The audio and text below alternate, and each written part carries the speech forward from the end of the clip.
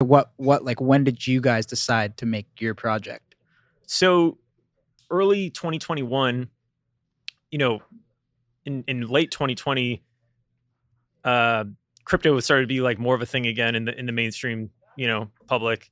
And by January kind of 2021, a project called Hashmask came out that caught our attention. It caught everybody's attention on crypto Twitter, basically, because it was like an art project that was getting published on Ethereum, is what it was. It was like an NFT project that wasn't like a technical thing like CryptoKitties was. It wasn't like this weird generative thing like CryptoPunks was. It was just like a new medium for people to publish on. In the same way, it's like when podcasting opened up, or like, YouTube creators or anything else, it's like, holy shit, here's this new place to like put content out that you don't have to be like the most technically savvy person in the world to do it. Right. Like, and if you understand the medium and all that, like, that's like a moment in time. And so we just, I saw Hashmask and literally I texted him like, hey, let's make an NFT.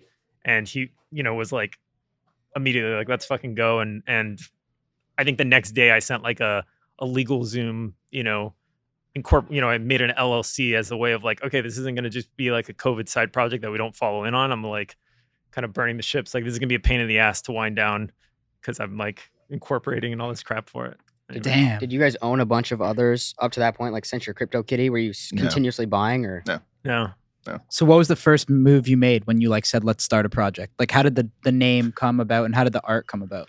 That was like a period of time where we were bouncing around a lot of ideas, none of which were very good. And then there was this like 3 a.m, I remember, or it was like around midnight, and I like messaged Gargan. I'm like, we'd eventually come, no, let me back up a bit. We'd eventually come to a point where we thought the market was starting to dry up and die out in NFTs. And it actually was. It was entering into like a little bear market for a minute. We're like, oh gosh, it used to be that like for a period of time there, you could put up any picture on the internet essentially and, attach it to Ethereum and it was going to sell. But suddenly projects weren't selling out. We started to think, okay, well, we need to attach some utility to this. We need to start thinking more broadly in what we can do with this technology.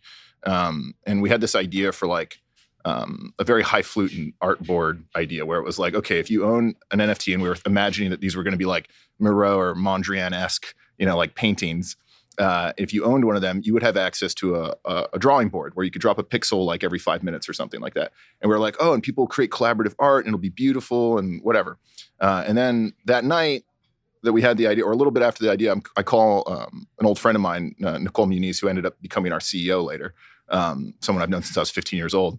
And I was telling her the idea and she's like, yeah, but you're kind of an idiot because like the very first thing that someone's going to draw on this pixel board is going to be a dick. And I was like, oh yeah. And that ended up being true, by the way, that the very first thing drawn on the pixel board was indeed a dick. And we're like, oh, this is not like a highfalutin, high art, fancy thing, which also wasn't. It was the internet, right? And so we're like, okay, what is this then? And we're like, where would someone draw a dick? And we were like, oh, it's like a dive bar bathroom wall. That's where you draw a dick. And then so we started thinking about like the places we'd grown up here in Miami. And then it kind of like sprawled from there, from thinking about, well, okay, if we're going to make something, let's not make something inauthentic to ourselves. Let's make something like a place that we're going to go. And then it kind of the club model formed around that.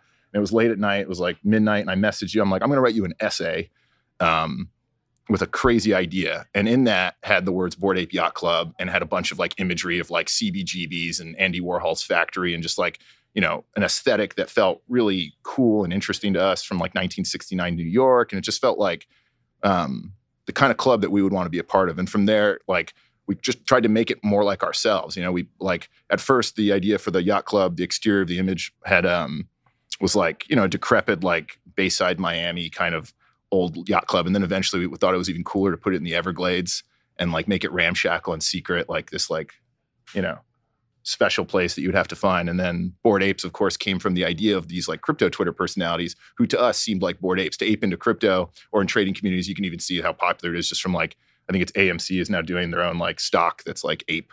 That's going to be the ticker symbol. It just means to like not do your due diligence and just go hard into, some kind of asset. It's like go ape shit essentially. It's like the full send thing. Yeah. Exactly. True. It is, right?